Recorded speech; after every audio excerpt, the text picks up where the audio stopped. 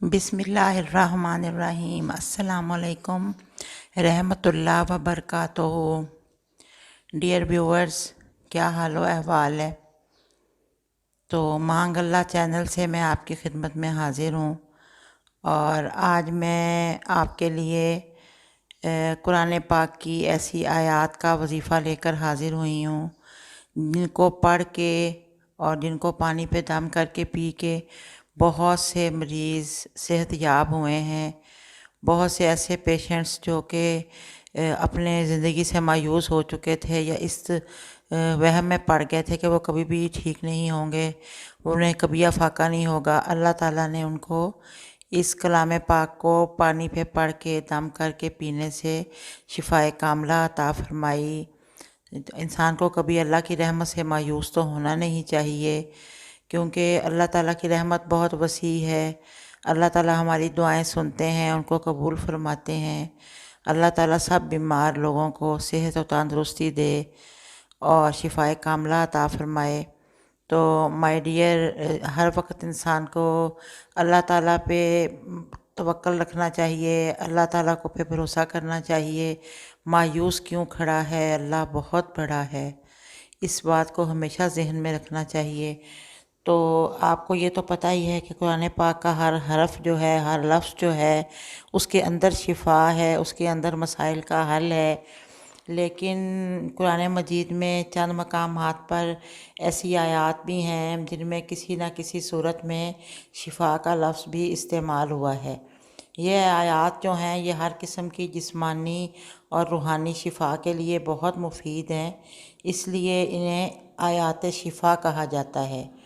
ان آیات کے بارے میں حضرت ابو القاسم قشیری رحمۃ اللہ علیہ کا ارشاد ہے کہ ایک مرتبہ ان کا بیٹا اتنا شدید بیمار ہوا کہ اس کے دنیا سے چلے جانے کا غم پیدا ہو گیا، یعنی کہ بیماری کی وجہ سے ان کا بیٹا ایسا قریب المرگ ہوا کہ اس کے تندرست ہونے کی کوئی امید نہ رہی۔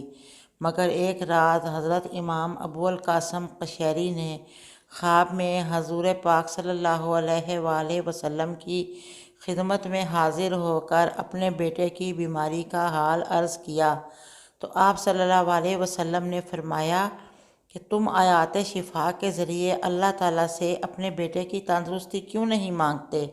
اس پر جب بیدار ہوئے تو انہوں نے قرآن پاک میں آیات شفا کو تلاش کر کے انہیں پڑھا اور بعد ازاں اللہ کی بارگاہ میں اپنے بچے کی صحت یابی کی دعا کی، تو اللہ تعالیٰ نے ان کی دعا قبول فرما کر ان کے بیٹے کو تندرست کر دیا۔ سبحان اللہ! اس سے معلوم ہوا کہ آیات شفا ہر بیماری سے شفا حاصل کرنے کے لیے انتہائی اکثیر اور لاجواب ہیں۔ اگر خدا نخواستہ کوئی شخص بیمار رہتا ہے یا اس کو تندرست ہی نہیں ہوتا، دوائیاں کھاتا ہے، دوائیوں میں اثر نہیں ہے، بلکہ بہت سے لوگ ایسے بیچارے ہیں جو آئے دن ہاسپٹل چلے جاتے ہیں، پھر وہاں ان کو کافی دن لگ جاتے ہیں، پھر گھر آ جاتے ہیں، تو بیچارے بیمار ہی رہتے ہیں۔ بہرحال اللہ کی ایسے مرضی ہوتی ہے تو اللہ انہیں شفا دے۔ تو اگر کوئی شخص ایسا ہو جو کہ اپنی بیماری کی وجہ سے زندگی سے بھی مایوس ہو گیا ہو، تو اسے چاہیے کہ حضور پاک صلی اللہ علیہ وسلم کا فرمان سمجھ کے ان آیات کو خلوص نیت کے ساتھ اللہ تعالیٰ کی بارگاہ میں پڑھے اور اس کے بعد بیماری سے نجات کی التجا کرے، تو اللہ تعالیٰ اس کی دعا کو قبول فرما کر انشاءاللہ اس کو بیماری سے نجات دے دیں گے۔ ڈیئر ویورز، آپ کو میں نے آیات شفا کا تعارف کروایا ہے، تو یہ اس طرح سے ہے کہ یہ آیات آپ کو اسکرین پر نظر بھی آ رہی ہوں گی۔